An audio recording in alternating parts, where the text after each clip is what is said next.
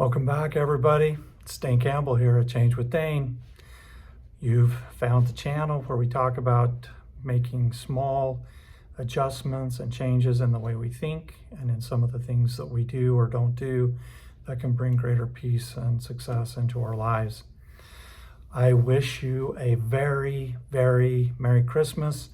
If you do not celebrate Christmas, I wish you happy holidays. I hope that you get a chance to take some time with family or by yourself to get a breather, to relax, and hopefully you'll do something good for yourself and you will take care of yourself during this sometimes very busy season.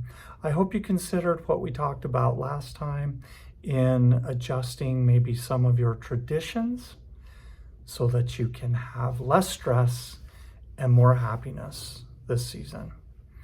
Hey, so before we get started today, I hope that you will subscribe and I hope that you'll like so that more people get visibility on the things that we're talking about.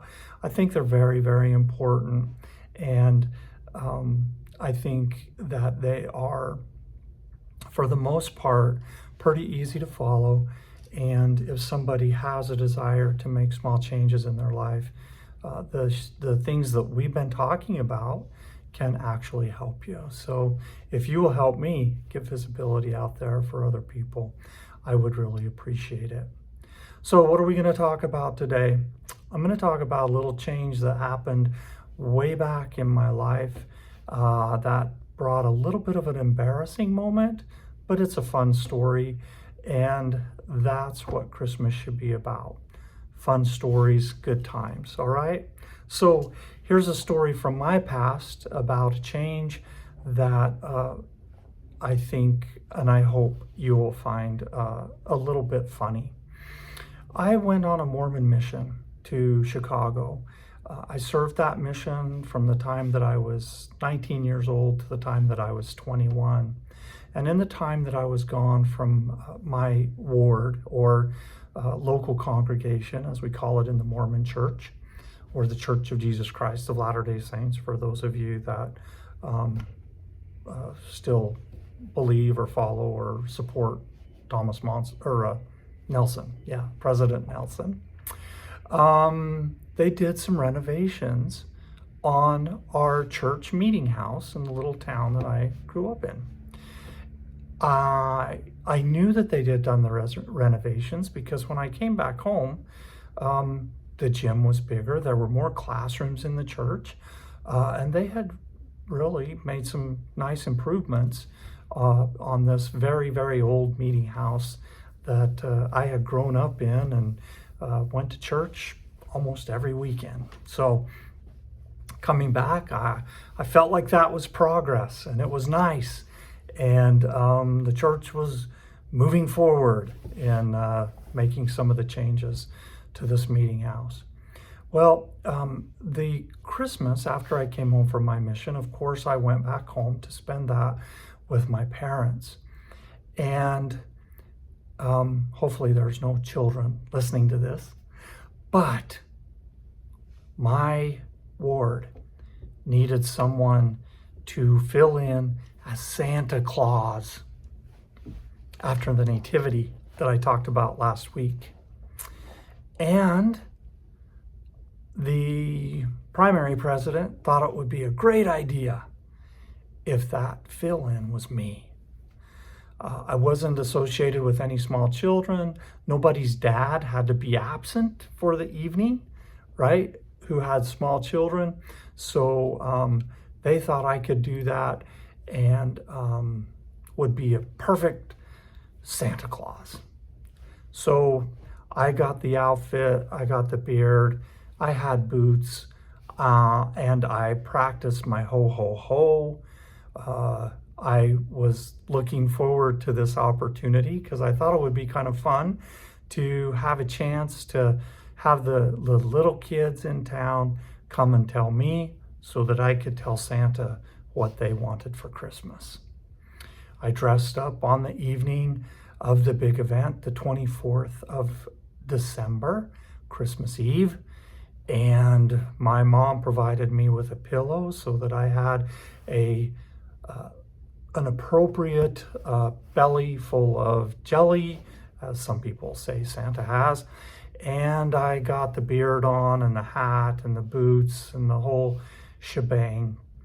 And I waited patiently in the wings out the back door of the church for the nativity to get over with so that I could make my grand entrance as all the kids and the parents in the audience saying, "Here comes Santa Claus," and prepared themselves for the more secular part of the evening's entertainment there in my little town of Alton, Utah.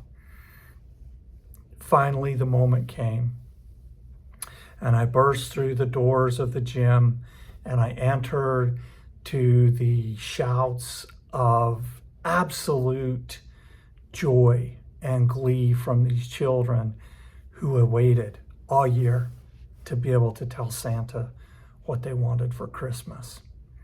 I went up on the stage, which was what we were wont to do.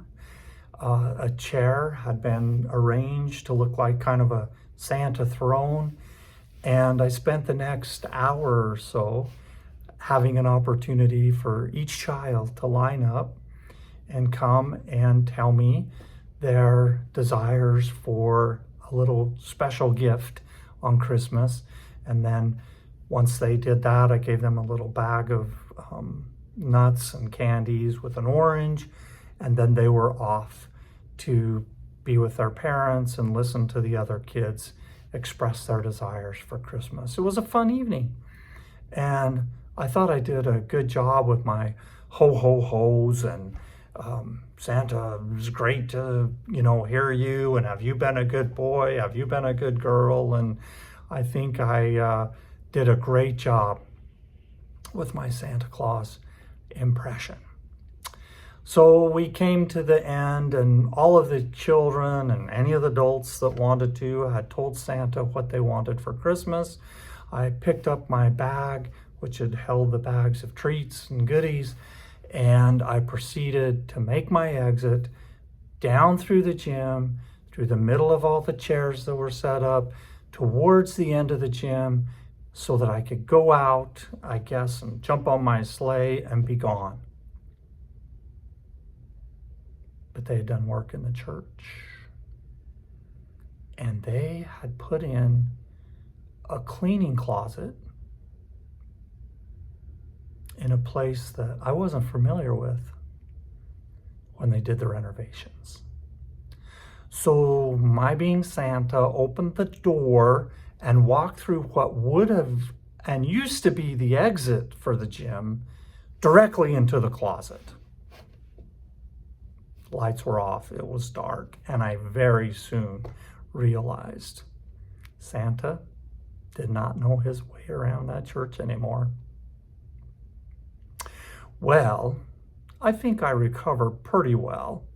I came out of the closet with a big ho ho ho and said, "There ain't no reindeer in there," and went down the hall a little bit and out the door, which was the actual exit, shaking my head, thinking and hoping that none of the kids thought, "Why doesn't Santa know how to get out the frickin' building?"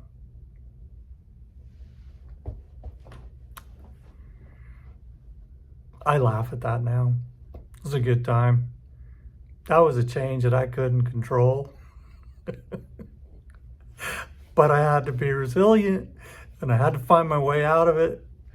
And I'm just hoping there's no kids out there that I destroyed their belief or hope in Santa Claus because of my misstep in not knowing